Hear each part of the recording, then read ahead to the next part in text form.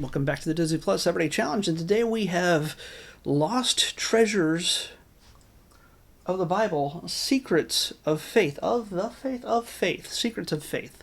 This is a docu-series from National Geographic, right? Yeah, National Geographic.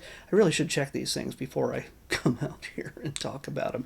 I watched only the first episode, and it talks about the life of Jesus and the excavations that have gone on throughout Jerusalem and throughout the many parts of the Middle East in which Jesus walked, and according to the Bible. Obviously, we're dealing with history, biblical text. They don't always exactly line up, and that's showing in how they go about telling this, giving the details on where certain important sites took place, or didn't, or maybe did, but we don't know. So they kind of straddle the line throughout this entire episode. At least the next one's like the Dead Sea Scrolls, and there's a bunch of different episodes. How many do we have? We have 6 episodes. Secrets of the Ark of the Covenant, David and Goliath Revealed, Babylon, City of Sin, and Battle of Armageddon. So we got a lot of. There's a lot of history that correlates. Am I using that word too much? I did it yesterday. That sort of connects with what is going on in the Bible. In fact, the Bible, the New Testament especially, talks about a Roman-occupied Jerusalem and in a time, and I'm sure, let's see if I remember anything from a church from a while ago, but it talks about a Jewish people that want revolution, and want people to be out from under the rule and the oppression of the Roman rulers, the Caesars, and things like that. And they're always looking for somebody to come in there and just clean house. Instead, they get Jesus.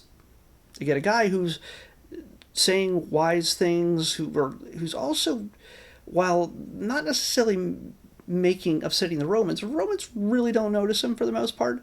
He's really upsetting the Jewish leaders, the rabbis, and the people who are in charge, because he's saying certain things that go against keeping the law and keeping certain things that keep them in power and influence, as religions often do.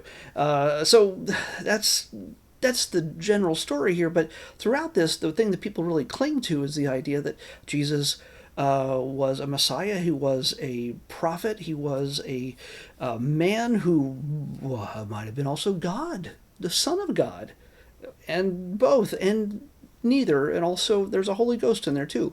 But at the same time, all these things happening together, and some of these were also speculated well after he was gone. He performed miracles, and that's kind of what a lot of people really focus on, the things that change people's lives, that are truly miraculous things that we just don't see in this day and age, that we don't see people just being healed from blindness with scrubbing some mud in your eyes and going down to a specific water area, a little pool, in order to clear your eyes, and a man suddenly can see. Or feeding the fish and loaves. Suddenly there's thousands of people, and guess what? Not enough food to feed everybody, but it gets blessed, and suddenly there's enough for everybody. There's even 12 baskets left. So we get to all these stories. If you ever grew up in Sunday school and church, in any version of the Christian faith or Catholic faith, you've heard these stories 1,000 times, and they kind of go over them in a way they're not trying to proselytize or convert you or tell you the real meaning behind these stories, because a lot of them were allegories. A lot of them were stories that Jesus told to the people who were listening to him. Whether they ever actually happened or not doesn't matter, because they were stories he told in order to teach people lessons. And the things that actually happened with him, that they say in the Bible happened with him, healing, bringing Lazarus back from the dead, or healing people, or doing all sorts of different things like that, leads people to do a pilgrimage to specific parts of Jerusalem and the surrounding areas, and also especially to the place where he was crucified, died, entombed, and rolled away the stone and rose again before leaving. And so they try to. There's by the way, there's no shortage of places claiming to be the tourist trap of where Jesus died or was entombed and rose again. There is some that are taken more seriously than others, some that are just like, you know what, over here is a spot where we really think he did. And we found this a couple decades ago, and this is more likely. It's sort of like Indiana Jones and the Last Crusade, in my mind. Whenever I see people going, oh, look at this absolutely beautiful garden, that's where he was entombed and rose again, because it's beautiful. Or, oh, look at this place where we built a temple on top of all of this. There's so much ornate gold. Everything's dripping in gold. And it's a place where you can see where in the stone underneath, you can see that's where the cross was implanted in the ground, where he was crucified, and his blood dripped right here. And it feels like a tourist trap. I have not gone myself. I've seen plenty of documentaries that talk about these kind of things. And I know people who have gone there themselves. I haven't talked to any in a while that would probably say, oh, yeah, that was life-changing. That was, a lot of times when you hit places that proclaim to be one thing, and then you realize, oh, wait, this is one of like 5 in this neighborhood. They might be really interesting to look at, and they might be really interesting to go through. But at the same time, with Indiana Jones and the Last Crusade, my point is, that line where the knight is getting the person, the final step is to choose to choose the cup, the Holy Grail, find the Holy Grail amongst a whole shelf full of grails, cups, drinking cups. In case you weren't sure what a grail was. And the Nazi, of course, that India's fighting just goes for this most ornate gold and jewel dripping. He's the king of kings. Of course he's got to have this one.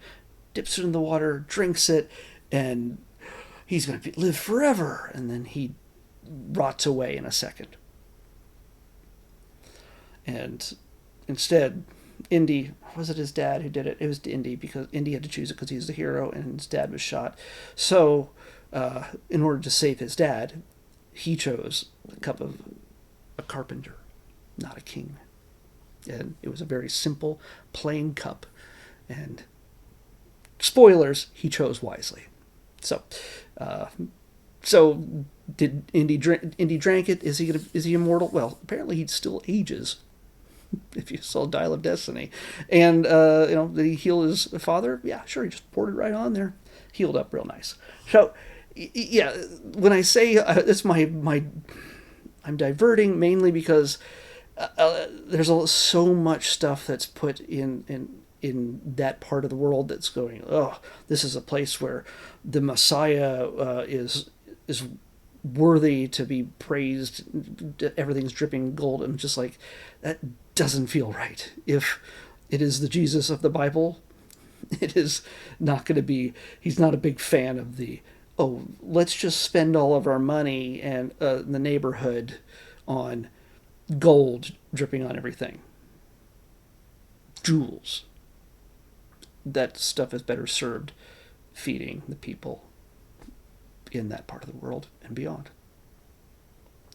So that's when I see them giving a lot of these. They're reviewing some of the places that people have assumed that he was crucified, buried, rose again, and I'm betting none of them are right. But they throw some things out that say, hey, well, what if he couldn't have? They said he was buried in a tomb and not far from where he was crucified, and they usually crucify people outside the city walls as a warning to say, hey, don't get into trouble here. You try to steal stuff, we're going to put you on one of them crosses. And they also didn't bury anybody inside the city walls. And so all the places that I claim this is where he was buried, a lot of them are inside the city walls. But then they go, well, what if the city wasn't always this big? What if these temples, or these places where they claim he was buried and rose again, which is like the core, central, most important story of the Bible, supposedly, what if those areas didn't always exist inside the city? So it brings up a lot of things. It keeps saying, oh, this is the place, but we can't be sure every single time.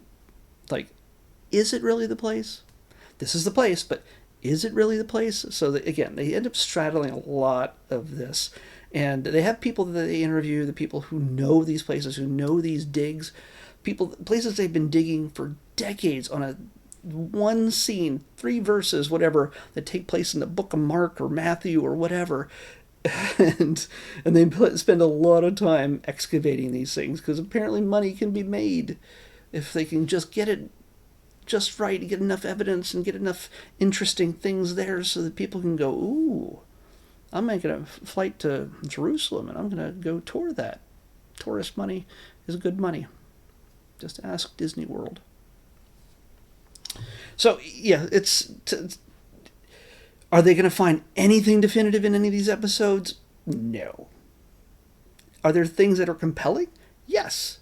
There is that whole thing about where they bury people due to Jewish tradition and law. Says, oh, this discounts a lot of ideas. But what if?